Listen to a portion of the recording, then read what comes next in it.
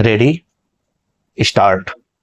भारत का लोकतंत्र विश्व का सबसे बड़ा लोकतंत्र माना जाता है, जो न केवल जनसंख्या के पैमाने पर बल्कि अपनी विविधता और जटिलता के कारण भी अद्वितीय है। स्वतंत्रता के पश्चात निर्मित भारतीय लोकतांत्रिक व्यवस्था ने संविधान के माध्यम से समानता, स्वतंत्रता और न्याय के मूल्यों को स्थापित किया, किंतु समय के साथ बदलती सामाजिक, आर्थिक और राजनीतिक परिस्थितियों ने इस व्यवस्था के सामने नई चुनौतियां प्रस्तुत की हैं। भारतीय लोकतंत्र का मूल आधार सार्वभौमिक वयस्क मताधिकार है, जो प्रत्येक नागरिक को शासन में भागीदारी का अवसर देता है। यह व्यवस्था प्रतिनिधिक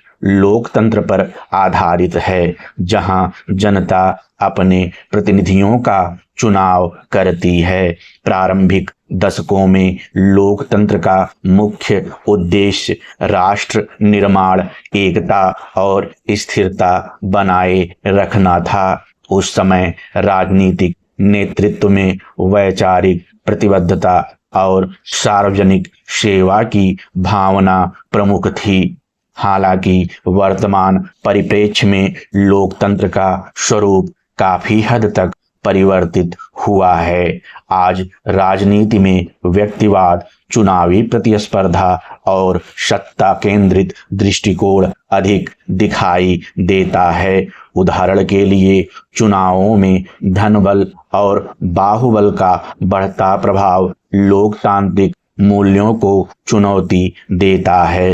कई विश्लेषणों के अनुसार चुनावी वित्तपोषण की पारदर्शिता अभी भी एक महत्वपूर्ण मुद्दा है। इसके अतिरिक्त डिजिटल युग ने लोकतंत्र को एक नई दिशा दी है। सोशल मीडिया के माध्यम से सूचना का तीव्र प्रसार होता है, जिससे नागरिकों की भागीदारी बढ़ी है, लेकिन इसके साथ ही फेक न्यूज, ट्रोलिंग और सूचना के दुरुपयोग जैसी समस्याएं भी सामने आई हैं। इससे जनमत को प्रभावित करने की संभावनाएं बढ़ी हैं, जो लोकतंत्र की निष्पक्षता के लिए चिंता का विषय है।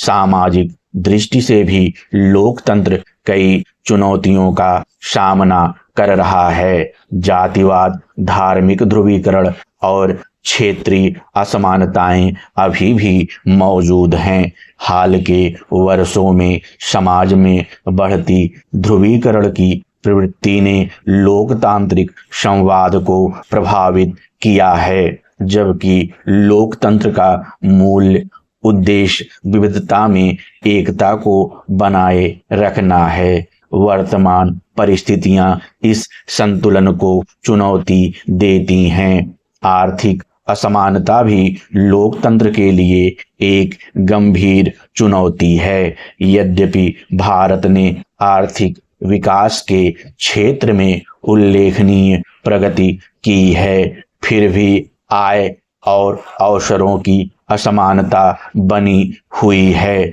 जब तक समाज के सभी वर्गों को समान अवसर नहीं मिलते, तब तक लोकतंत्र का वास्तविक उद्देश्य पूर्ण नहीं हो सकता। फिर भी भारतीय लोकतंत्र की मजबूती इसके संस्थानों में निहित है। न्यायपालिका की स्वतंत्रता, चुनाव आयोग की निष्पक्षता और मीडिया की भूमिका लोकतंत्र को जीवंत बनाए रखते हैं। हाल के वर्षों में नागरिकों की जागरूकता और जन आंदोलनों ने भी सरकारों को जवाबदेह बनाने में महत्वपूर्ण योगदान दिया है। अंततः यह कहा जा सकता है कि भारतीय लोकतंत्र एक गतिशील प्रक्रिया है, जो निरंतर विकासशील है। वर्तमान चुनौतियां इसकी कमजोरी नहीं बल्कि इसकी परिपक्वता का संकेत हैं। आवश्यकता इस बात की है कि शासन में पारदर्शिता बढ़ाई जाए, संस्थाओं को मजबूत किया जाए और नागरिकों में संवैधानिक मूल्यों के प्रति जागरूकता बढ़ाई जाए। तभी भारत का लोकतंत्र अपने आदर्श स्वरूप के और अधिक निकट पहुंच सकेगा। समाप्त। Like and subscribe, and don't forget to press the bell icon for more updates.